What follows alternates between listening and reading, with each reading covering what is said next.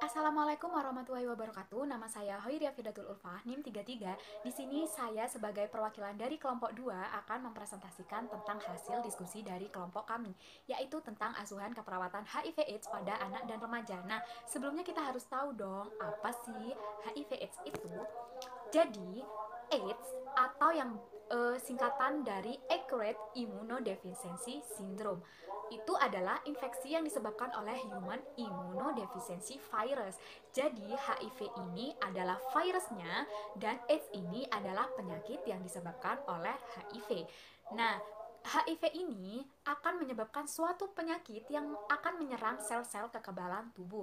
Nah, virus HIV ini masuk ke dalam tubuh manusia melalui perantara, bisa dari darah, semen, atau sekret vagina. HIV ini tergolong dari retrovirus yang mempunyai materi genetik RNA yang mampu menginfeksi limfosit CD4 dengan melakukan perubahan sesuai dengan DNA inangnya. Nah, virus HIV ini cenderung menyerang jenis sel tertentu, yaitu sel-sel yang mempunyai antigen CD4, terutama pada limfosit T4 yang limfosit T4 ini memegang peranan penting dalam mengatur dan mempertahankan sistem kekebalan tubuh. Jadi, AIDS ini kan penyakit yang disebabkan oleh HIV. HIV ini adalah virus yang masuk melalui darah, semen, atau sekret vagina. Kemudian HIV ini akan menyerang sel limfosit T4, di mana sel limfosit T4 ini sangat penting dalam mengatur dan mempertahankan sistem kekebalan tubuh. Seperti itu. Kemudian adalah etiologi HIV/AIDS pada anak dan remaja.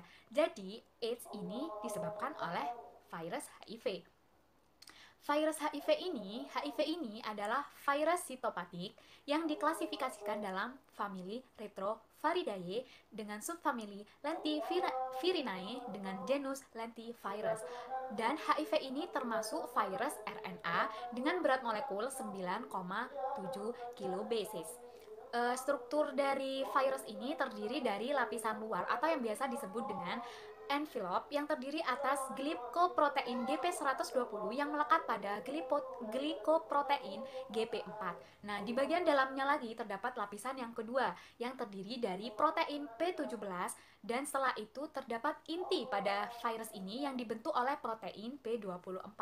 Nah, di dalam inti itu terdapat komponen penting berupa dua buah rantai RNA dan enzim reverse transcriptase. Nah, kemudian saya akan menjelaskan tentang manifestasi klinis dari HIV/AIDS pada anak dan remaja. Nah, menurut WHO terdapat 4 stadium klinis HIV/AIDS. Ini juga termasuk dalam manifestasi klinisnya ya. Yang pertama ada stadium klinis pertama yaitu asimptomatik. Yang kedua ada limfadenopati generalisata persisten. Kemudian ada stadium 2. Biasanya ada infeksi kuku oleh fungus, ada infeksi saluran nafas, ada herpes seperti itu. Dan masih banyak lagi. Kemudian ada stadium yang ketiga, biasanya itu malnutrisi sedang yang tidak dapat dijelaskan dan tidak berespons secara adekuat terhadap terapi standar. Yang kemudian ada TB kelenjar, ada TB paru, ada anemia, ada pneumonia dan lain-lain. Kemudian yang terakhir ada stadium 4, ada infeksi herpes. Ini sudah kronis sekali ya. Kalau sudah masuk dalam stadium 4 ini ada infeksi bakterial berat, ada malnutrisi, wasting, stunting berat seperti itu. Nah, kemudian ada juga manifestasi pusat klinis klasifikasi untuk infeksi HIV pada anak, seperti ada yang pada tahap kelas 1 ada manifestasinya biasanya infeksi asimptomatik, yang ke kelas 2 itu biasanya infeksi simptomatik seperti itu. Kemudian patofisiologi dari HIV/AIDS pada anak dan remaja. Nah, kalau pada anak ini biasanya transmisinya dari ibu yang terkena HIV/AIDS. Kalau remaja ini biasanya ya karena pergaulan bebas seperti itu. Jadi adapun patofisiologinya HIV/AIDS pada anak dan remaja. Nah, HIV kemudian akan menginfeksi limfosit dengan antigen permukaan CD4 yang bekerja sebagai reseptor viral tersebut. Kemudian subset limfosit ini yang mencangkup limfosit penolong dengan peran kritis dalam mempertahankan responsifisitas imun, juga memperlihatkan pengurangan bertahap bersamaan dengan perkembangan penyakit. Nah, Mekanisme infeksi HIV ini akan menyebabkan penurunan sel CD4 ini tidak pasti, meskipun kemungkinan mencakup infeksi litik sel CD4 itu sendiri. Nah, jadi ini adalah WOC dari HIV/AIDS itu sendiri. Nah, kita lihat dari penularan secara vertikal dari ibu dengan HIV/AIDS. Nah, kemudian apabila tidak diobati dengan benar selama kehamilan akan menularkan kepada bayi itu sendiri. Nah, kemudian pasien atau anak itu akan terinfeksi HIV/AIDS. Kemudian virus ini beredar dalam darah atau jaringan mukosa. Kemudian virus ini menginfeksi sel yang mempunyai molekul CD4 seperti limfosit D4. Kemudian masuk ke dalam sel target dan mereplikasikan diri. Kemudian sel yang terinfeksi tersebut akan mengalami apoptosimatik. Kemudian imunitas tubuh itu akan menurun. Ketika imunitas tubuh itu menurun, tubuh sangat rentan sekali terhadap infeksi lain seperti ada infeksi dalam pernafasan, sistem pencernaan seperti itu. Yang kemudian jika terus-menerus itu akan masuk dalam AIDS. Nah, ini sudah AIDS ya. Ketika tubuh udah menurun, penurunan sangat-sangat kronis lah, itu udah termasuk AIDS kalau seperti itu. Nah, udah semua komplikasi dari penyakit-penyakit itu sudah masuk dan tubuh sudah tidak benar-benar sudah tidak mampu menyerang infeksi-infeksi itu udah termasuk AIDS seperti itu. Nah, kemudian ada beberapa tahapan HIV/AIDS. Nah, yang pertama stadium pertama biasanya disebut dengan window. Itu biasanya sampai 6 bulan lah. Nah, HIV ini mulai masuk ke dalam tubuh. Nah, ketika udah masuk akan terjadi perubahan serologis seperti itu dan akan dari negatif menjadi positif. Biasanya 6 bulan lah, sekitar 6 bulan. Seperti itu, paling lama biasanya setahun dalam stadium pertama. Nah, stadium kedua asimptomatik tanpa gejala. Jadi seperti gak ada gejala loh. Kalau udah stadium kedua kayak masih sakit biasa gitu. Nah, dalam keadaan stadium ini dapat berlangsung selama 5-10 tahun. Nah, kalau pada remaja ya.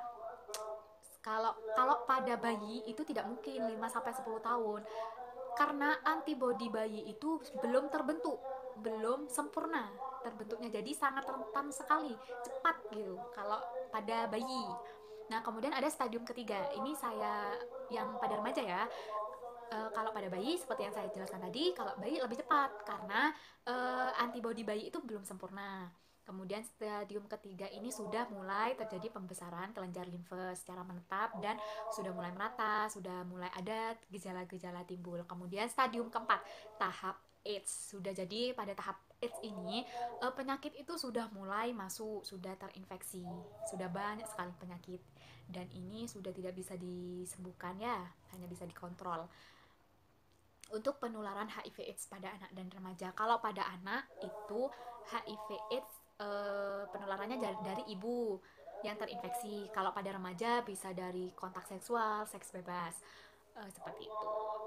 Kalau HIV, nah perlu kita ketahui bahwa HIV ini tidak akan menular apabila kita berciuman, batuk, bersin, bersalaman. Jadi hilangkan stigma negatif tentang HIV/AIDS ini ya. Kalau bersekolah misalnya pada pasien dengan remaja HIV/AIDS pada bersekolah itu tidak akan menular begitu saja kalau tidak ada kontak darah, kontak seksual gitu. Jadi hilangkan stigma, stop bullying pada pasien HIV/AIDS. Kalau pada anak tadi sudah saya jelaskan kan, kalau pada anak dari ibu. Nah, kemudian pencegahan dulu, pencegahan HIV/AIDS pada anak dan remaja. Nah, kan kita tahu bahwa pada anak ini biasanya dari ibu, jadi kita harus mengedukasi ibu, keluarga mengenai praktik seksualnya dan penggunaan obat-obatan. Pada remaja juga, jadi kalau pada remaja kita sama mengedukasi, memberikan konsultasi gitu. Kemudian kan kalau pada anak kita tahu bahwa transmisi penularannya itu dari ibu. Jadi ketika ibu hamil disarankan untuk melakukan uji serologi HIV. Kenapa? Karena apabila sudah terinfeksi sejak dini HIV ini, kan pengobatannya akan dimulai sedini mungkin. Biasanya kalau sudah terinfeksi, misal pasien ibu hamil dengan HIV itu sudah positif. Nah, itu akan diberikan obat sidofudin. Nah, obat ini itu juga bisa mengurangi penularan HIV terhadap bayi secara dermatis. Jadi bisa gitu, bisa lah gitu kalau kita ngecek gitu kayak gitu. Tapi kalau kita belum ngecek, kita nggak tahu lahir udah terlanjur lahir, itu sangat-sangat beresiko besar bayi akan tertular HIV/AIDS. Kemudian disarankan untuk para orang tua itu menggunakan alat kontrasepsi kalau ingin melakukan hubungan seksual, karena itu merupakan program yang dapat mengurangi penularan HIV/AIDS pada remaja. Harus kita beri edukasi kalau pada remaja. Kemudian penata laksanaan medis dari HIV/AIDS pada anak dan pada remaja. Nah, kita harus tahu ya bahwa HIV/AIDS ini tidak bisa disembuhkan secara total 100%, itu tidak bisa, cuman hanya bisa dikontrol. Nah, penata laksanaan untuk HIV ini adalah dengan pemberian terapi ARV.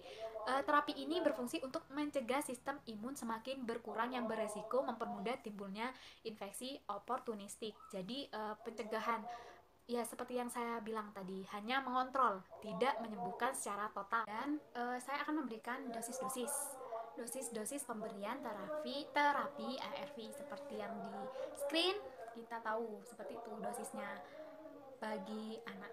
Nah, oke. Kemudian selanjutnya adalah penata laksanaan penunjang, yaitu ada pemeriksaan diagnosis HIV. Yang pertama, pada usia pemeriksaan diagnosis pada usia anak di bawah 18 bulan itu adalah uji virologis. Kenapa bukan uji serologis? Karena apa ya? Sangat, kan pada anak belum sempurna imunnya. Jadi ikut ibu gitu. Nah, pada anak di atas 18 bulan remaja itu pemeriksaan diagnostiknya